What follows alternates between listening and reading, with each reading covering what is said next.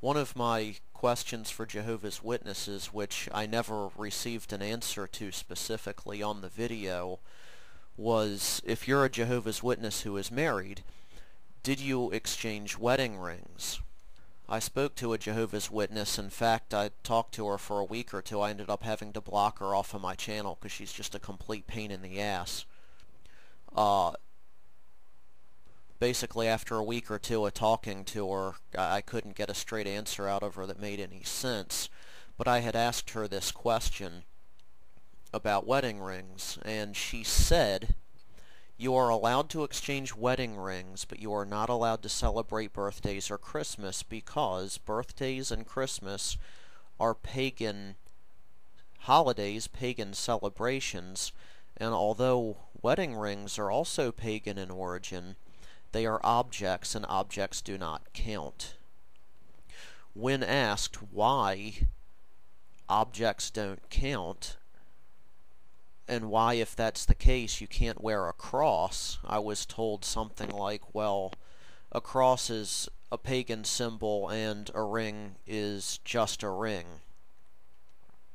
When I pointed out that that ring was being done with pagan symbolism, that it was used in a paganistic way, that's where it derived from, no, it didn't count, jewelry doesn't count. Of course, a cross necklace is jewelry too, but, you know, what do you really expect from these people? So if you look at my question about this, the video that I put up, the only response I've even gotten from a Jehovah's Witness on there was a warning to fellow Jehovah's Witnesses not to answer the question. So, you know, make of that what you will. More of that good old theocratic war strategy for you. So, I decided to look at some watchtowers here and find out what the official stance is for wedding rings. And what I discovered is that according to the Watchtower, you can celebrate your birthday. I'm going to prove it to you. And I have Watchtowers spanning several decades here.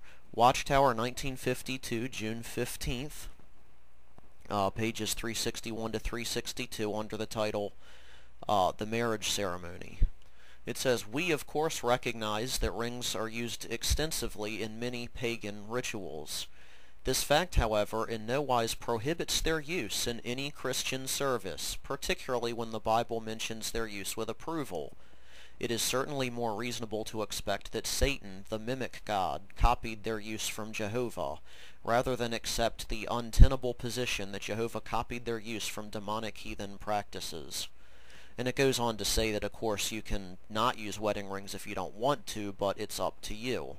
Let's pay very close attention to what's being said here. We recognize that yes, rings are used in many pagan rituals, but this does not mean that Christians cannot use them, because the Bible does mention that rings are used. Note what it does not say, however. It does not mention that the wedding ring itself, not just rings in general, wedding rings, how they are exchanged, and what finger they're worn on, go right back to pagan rituals and palmistry. I'll call it palmistry.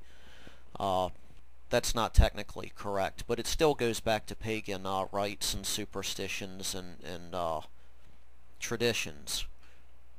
According to them, though, despite the fact that it does go straight back to pagan traditions and pagan origins and palmistry and things of that nature, it doesn't matter, because the Bible does not prohibit using rings, it does not prohibit exchanging rings, and it's quite possible that Satan simply copied the idea from God to begin with. So rings have pagan origins, but that's A-okay.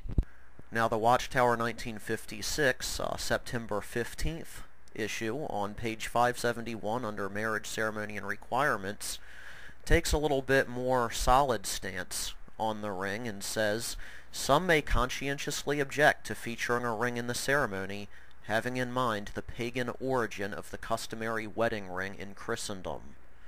It says right there that, yes, it does have a pagan origin.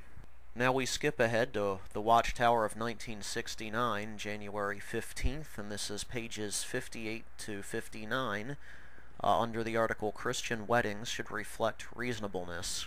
And it gets into all the things at weddings that you're not supposed to do, like throwing rice and things like that, because of their dubious pagan origins, and also because they feel some of these things are simply disrespectful. But when the article reaches the subject of wedding rings, it says a study of the subject would likely leave you confused as to the origin and meaning of the wedding ring. The claims are many, the facts muddled. Even if the Bible does not directly mention wedding rings, it is plain that Jehovah's servants could wear rings. But what if people in one's land believe that a wedding ring symbolizes a couple's unbroken faith, love, and devotion? Christians do not attach any symbolic meaning to a wedding ring, even though they cultivate these qualities in marriage, and even if many in the world are hypocritical in claiming to manifest such. In the Watchtower 1972, January 15th issue, on page 63, under Questions from Readers, a reader asks if it's proper to wear a wedding ring. First, contrary to what they had said previously, the Watchtower says that they don't know if it's pagan or not. There are just too many arguments about where it originated, and it could have come from so many places, and it might have been pagan and it might not have, and we don't know. It goes on to say, even if it were a fact that pagans first used wedding rings, would that rule such out for Christians? Not necessarily. Many of today's articles of clothing and aspects of life originated in pagan lands. The present time divisions of hours, minutes, and seconds are based on an early Babylonian system. Yet there is no objection to a Christian's using these time divisions, for one's doing so does not involve carrying on false religious practices. It goes on to say, really, the question is not so much whether wedding rings were first used by pagans, but whether they were originally used as part of false religious practices and still retain such religious significance. And then it goes on to show scriptures in the Bible where people wore rings, and so somehow people wearing rings means that it might not be wrong to wear rings if you're wearing it in a specific tradition that goes back to paganism and, palmistry and things of that nature. So, I'd like to take these articles that they wrote and just reword them a little bit for you. Let me know what you think, please. Some may conscientiously object to recognizing birthday celebrations, having in mind the pagan origin of the customary annual tradition. Even if the Bible does not directly mention the ancient Israelites, Jews, or Christians celebrating their birthdays, it is plain that Jehovah's servants could have done such. Christians do not attach any symbolic meaning to these celebrations other than thankfulness and joy to be alive in this world that Jehovah has created for us, as he told us we should. Even if it were a fact that pagans first celebrated birthdays, would that rule such out for Christians? Not necessarily. Many of today's articles of clothing and aspects of life originated in pagan lands. The present time division of hours, minutes, and seconds are based on early Babylonian system. Yet there is no objection to a Christian's using these time divisions, for one's doing so does not involve carrying on false religious practices. We of course recognize that such celebrations were recognized by many pagan peoples. This fact, however, in no wise prohibits such celebrations by Christians, particularly when the Bible mentions celebrations and exchanges of gifts, as well as encouragement to be thankful to Jehovah for this life he has given us. It is certainly more reasonable to expect that Satan, the mimic god, copied some of these traditions, rather than accept the untenable position that Jehovah copied the recognition of annual celebrations, gift-giving, and merrymaking from demonic heathen practices. However, if some prefer to dispense with them, it is their right to do so. On this point, let each one feel quite free to do that which is proper and right in his own mind. Really, the question is not so much whether birthday celebrations were first recognized by pagans, but whether they were originally used as part of false religious practices and still retain such religious significance. Indeed, they do not.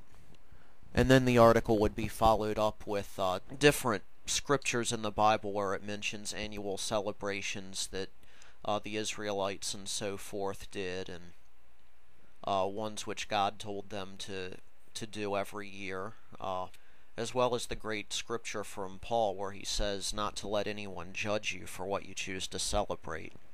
So, that is my official Watchtower article, which proves that by the logic of the Watchtower Society, if you are one of Jehovah's Witnesses, it is perfectly okay for you to celebrate your birthday. What do you think, sirs?